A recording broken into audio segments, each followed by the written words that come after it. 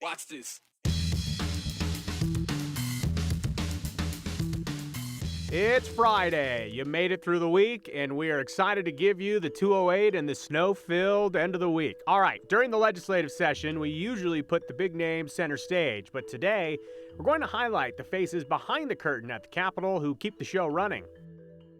Without a place like this, yeah, I'd probably be dead. I don't know what I would be, and it's scary to think about that. Other faces we don't always think about, those who don't have a home to heat up in. With temperatures hitting dangerous digits, warming shelters are saving lives. A different way to escape the cold, a liquid blanket and a pair of wheels. The Handlebar Boise is making dirt biking a year-round sport, just in some closer quarters. All right, welcome to the 208. I'm Joe Paris. I know I was wearing a tie after the news at 4. It is now off. All right, now we can say that we've made it to Friday, and what a week. Before the snow stole the headlines, this week marked the beginning of the 2024 legislative session, and on Monday, we heard from Governor Brad Little, his address and roadmap for Idaho and his state of the state. And yes, we began seeing lawmakers bring in some new legislation and ideas. And something I wanted to highlight and keep in mind as we cover the legislature this year, the support staff. The attachés, the high school pages, the administrative experts that play a huge role in the lawmaking process. House Speaker Mike Boyle, he swore them in this week as they embark on a major legislative season from a much different angle. Idaho lawmakers take center stage during the legislative session. Lawmakers making laws, makes sense. It is in the name, but they don't, and maybe more importantly, can't do it alone. Listen, man, this place runs because of those folks, right? House Speaker Mike Boyle knows the ins and outs of the State House as well as anyone. He started at the Capitol in 1998. You think all these legislators are doing all their email and their mail and got a clue for it. They're not. There's staff that helps with all that stuff, does the secretary stuff, the minutes. I mean, they do a lot of work, and they're underappreciated. It's crucial work they're charged with. So much so that their work is subject to official action. Thank you, Mr. Speaker. I move that the previously named individuals be approved to serve as the attachés in the House of Representatives for the second regular session of the 67th legislature. And all those in favor say And we aye. saw that to kick off the year. Those opposed say nay. The motion passes, and the attachés were approved, and we'll put the House at ease and bring them in and swear at them. Or swear them in. And I always try to make a point with the legislators to remember, they're the ones that make you look good. All you legislators, look at these folks, because they have the opportunity to make you look really good or really bad, so treat them nice. It's awesome. And you saw me turn to the legislators and say, hey guys, and now go get them some food, whatever, but take care of them. Because sometimes the people that are the most seen, the ones that are the most underutilized, the most underrespected, are the ones that are doing the most work, and they're awesome. They make us all look better. And they're a good testament to how great Idaho really is too. You can go down there and talk to and the kids, the pages, oh, they're fun. You always remember some of the pages. There's always one or two that stand out.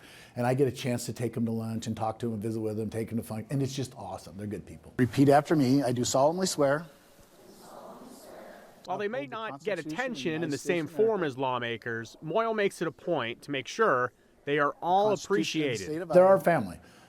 You saw that in the Governor's Day of the State. I said had some of the staff in the VIP for a reason, right? They're good people. They make things work here. They're under-respected. They're underutilized. They need to be, appreciated and shown some respect. And so help me God. Thank you very much. Welcome. Because without them, we're in trouble. So yes, a big team effort down there, and you can imagine all the prep work, paperwork, and admin work all those folks do. So from the people of Idaho, thanks for all your help. Okay, speaking of the legislature, we got a few questions from all of you throughout the week. Thank you for that as always. And what better day to answer them here on a Friday? So we'll start with Chris, who wrote in asking, can people still write in a name on the ballot? Or are we stuck with the candidates only on the ballot? That is from Chris. And technically, you can write in anyone you want to, but to actually qualify to be elected, you need to write in a name that is a registered write-in candidate. And we know, why would you have to be registered as a write-in? Well, it's not just about the being on the ballot or not. It's more in a case of you are in a situation where you missed a certain deadline and you didn't register in time to get on the ballot, but you still registered to be a write-in candidate. So Just so you know, if you write someone's name in and they're not a write-in candidate, they won't be elected. But just so you also know, you can't write in a name of anybody for the Idaho Republican Presidential Caucus. For the caucus, there's a limited set, and it's a completely different process that is party-run caucus rules. All right, let's get to Carl's question. Could the changes to the initiatives impact the current open primaries initiative already in progress? That's a good question. This is in response to the State of the State address on Monday. The short answer for you is no, and that is because the initiative is already in progress. This would line up with very different cycles. Scott asked, excuse me, but don't most libraries have a protocol for addressing questionable material already? Why are we trying to reinvent the wheel? Lord save us from those who want to save us. Well, libraries do already have a rating system. They have a children's section and a young adult section. And think about how many parents allow their 13-year-old to see R-rated movies. So it depends on each family. But as always, thank you for sending in your questions. We love going through them. If we don't get to them the day you send it in again, we look at all of them throughout the week. So we'll try to pin down an answer for you. And if you ever have one, you know our number, 208-321-5614. Always include your name and hashtag the 208, and we'll do our best to answer them down the road.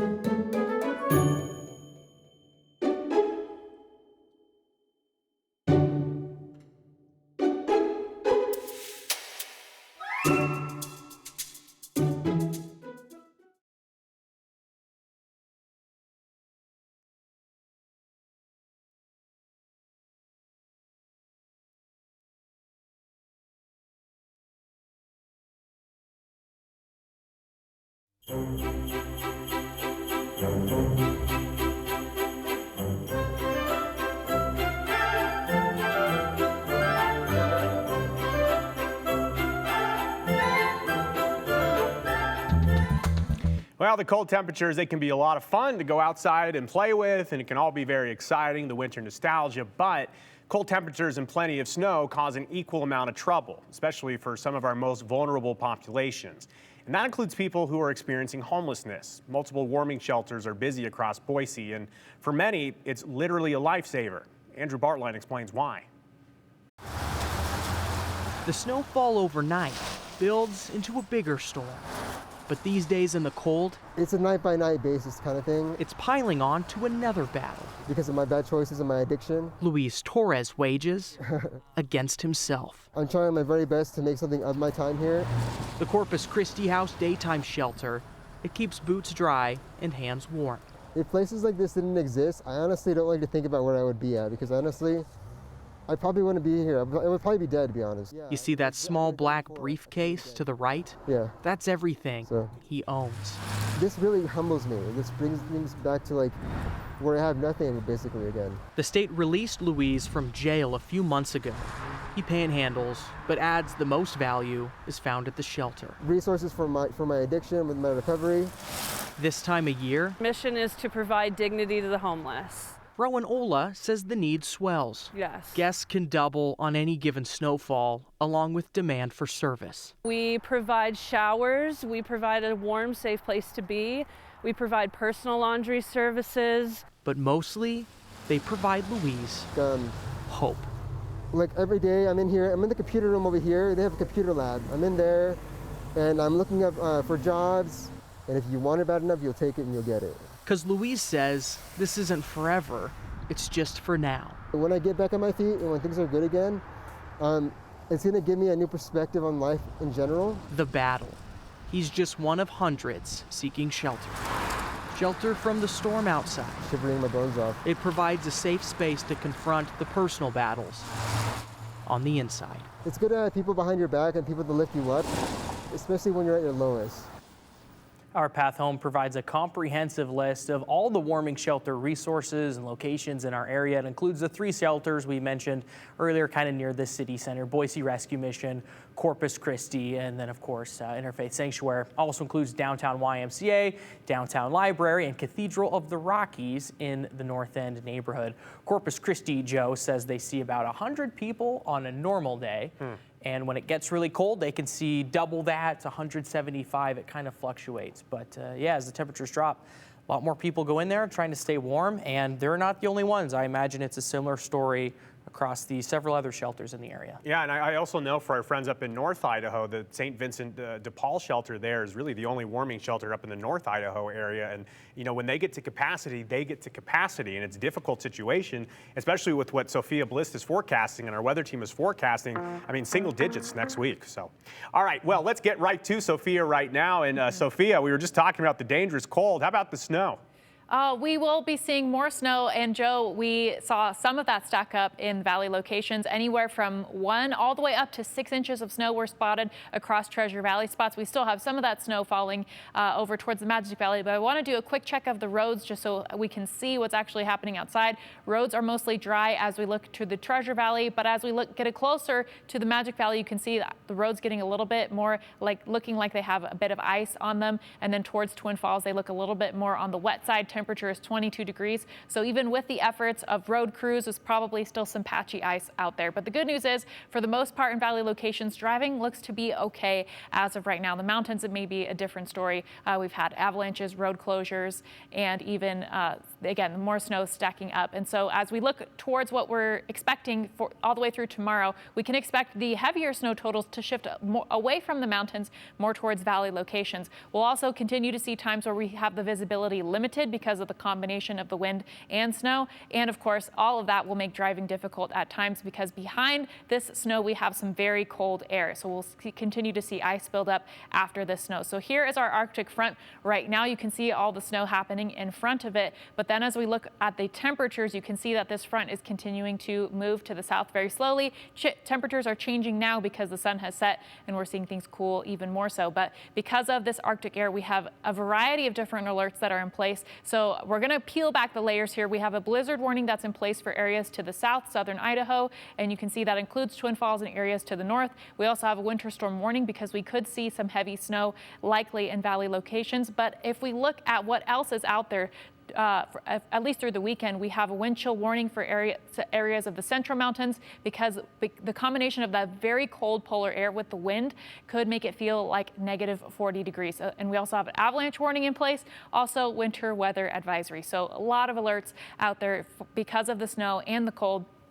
So here's where the snow is right now. Again, you can see it's a little bit more towards Mountain Home, towards Magic Valley, but this thick band of snow has been continuing over Mountain Home, and we've been seeing the most consistent snow. If we could draw a diagonal line from Kuna to Mountain Home, that's where we've seen the most consistent snow and thus the higher totals today. So the good news is the snow will continue to taper off tonight as the snow moves to the south, but then as we go into tomorrow, we're expecting another big storm. So we have some moisture that will be moving in from the coast. You can see the radar imagery already showing some of that moisture making its way onshore, but there's the big plume that will be coming onshore as we go into tomorrow. And then through the afternoon hours tomorrow, we expect that to dissipate and see some lighter showers. So let's take a little bit of a closer look at some of the timing for this storm. You can see this timing has shifted to be a little bit on the later side for this system in particular. So you can see approaching the region by about 11 o'clock. And then as we go into the afternoon hours, it looks to be the heaviest between 5 and 9 o'clock for western areas. areas.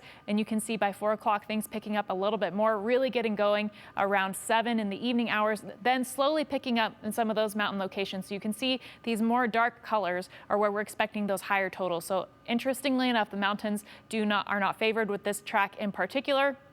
And then things stay a little bit more on the heavy side through the late evening hours as we shift to the east. But we will continue to track the path of that moisture, because that will dictate the higher totals. And then again, by Sunday, we're starting to see some of those flurries. So for Magic Valley areas, very cold morning tomorrow, especially as you go areas slightly more to the north, because that's where that Arctic air is coming from. And you can see actual low temperatures, not the feels like, are below 0 expected for tomorrow for some of those central mountain areas. Again, some of the lighter snow is expected as the more you go north. So McCall may see some of the lighter end of the snow totals, maybe 3 to 4 inches in some of those mountain spots. But as we go towards the valleys, we're looking at 3 and 6 inches of snow likely widespread across the valley. We could see some isolated totals of up to 8. So very busy for tomorrow. Sunday, we start to see things get a little bit less busy, but very cold air will be sticking around through much of your 7-day forecast.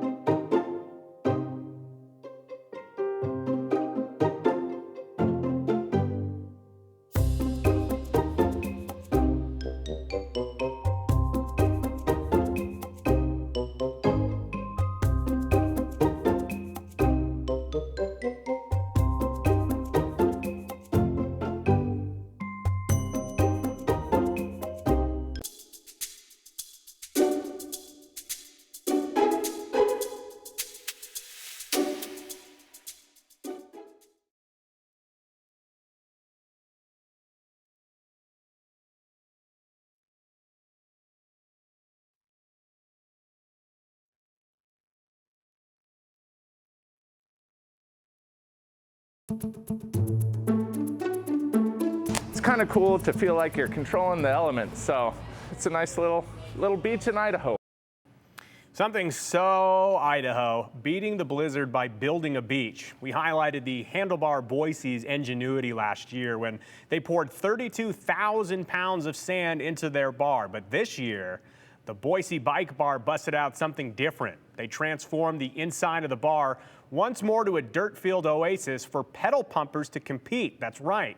After dropping dirt on the floor and curating a curvy contraption, the pub had their very own pump track. And last night, customers eager to escape the ice, they competed for prizes. And this isn't the first time the pump track has made an appearance. It's an annual tradition that bar owner Ezra Jackson got some pushback on in the beginning.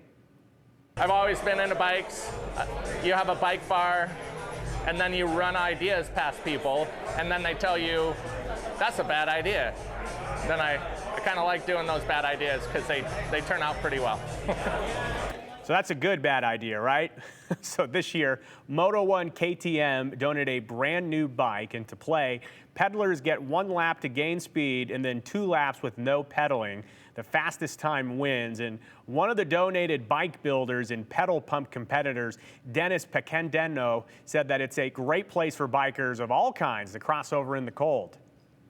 Boise is pretty heavily populated with bicycle people, whether it's BMX, mountain bike, dirt jumpers, any of that stuff. And then the motocross stuff, like what we do, it all crosses over. And just being able to have, like you said, something to come inside during the wintertime and spend some laps on a Thursday night, Handlebar is awesome. That's Dennis Pecendeno. That's my bad. And if you missed last night, don't worry. You can go to the Handlebar Boise every Thursday for the next 3 weeks to compete. And Tuesdays, you can come in and see how many laps you can get. And if you're new to biking, don't worry. It's a good time for everyone. Very accessible. Well, major weekend on the ice in Boise. Not talking about the roads out there. Talking about the Idaho Steelheads. They host the division-leading Kansas City Mavericks tonight. Idaho trails the Mavericks by 1 point. So with the win tonight, that would send them back into first place.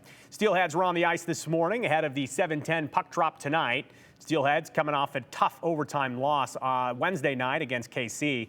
And the squad, Idaho, has some newcomers ready to make a difference, and that includes Lincoln Earn, just acquired in a trade with the Newfoundland Growlers, all the way up in Canada. Earn was here in Boise, though, a few weeks ago as a visiting player. Now a Steelhead, he joins college teammate and current Steelhead, Keaton Mastrodonato.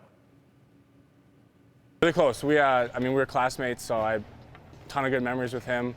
Over 4 years playing hockey, we won a championship together. We've been on spring break together, so we're super close buddies. I couldn't be happier to be able to spend a few months with him and be reunited for sure. It's been awesome. He let you do your laundry at his house when you were here? Yes, yeah. No, great friend. Him and his girlfriend Chris, I'm close with both of them, so it was awesome. I got to go over there, do some laundry when I was here visiting, and now I'm here for good, so it's awesome. It gives you a little extra juice, I think, too, coming to a place where the team's winning, they're feeling good, and we're competing for a championship, right? So it's exciting. It's always exciting to be able to compete and win. I love winning, so I'm happy to be here, and hopefully I can make a difference and help the team win some games. Kansas City is, I think, first place in our division right now, by 1 point or something like that. So we just gotta, play simple, play hard. They're a good team, we know that. So if we just play our game, play simple, we'll get our chances, capitalize them, and I think we're gonna have a good weekend here. So it should be a good weekend of competitive hockey, but this weekend is also very special. Steelheads are hosting the annual Pink in the Rink, and here are the very special jerseys that Idaho will wear. The pink neon, it looks great. Fresh jerseys just released. The popular jerseys will be auctioned off, and the proceeds benefit the St. Luke's Breast Care Services, which include screening and diagnostics, genetic counseling at their clinic, comprehensive breast cancer treatment, and survivor support. The jerseys are always a hit with the fans. I like the neon pink this year. And the Steelheads in St. Luke's, though, they have teamed up to raise about $300,000 towards cancer research and treatment in Idaho. And fun fact, the St. Luke's jersey auction actually began a long time ago, the 97-98 season. Remember that one? And since that time, a total of $628,564 has been raised. And puck drop again, 7:10 pregame, and the pregame starts at 7, I should say. The 7:10 is when the puck drops. I'll be on the call tonight with the voice of the Steelheads, Cam McGuire. You can watch us on Idaho's very own 24/7. That's 7.2 over the air.